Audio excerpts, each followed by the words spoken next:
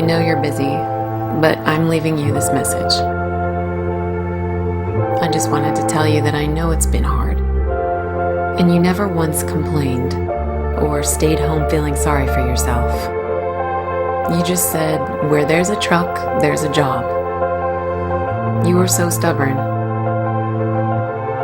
You wouldn't even let us take help from Dad. And you were right. Have a good day today, babe. I know you'll be late, but there will be supper in the oven. And I love you.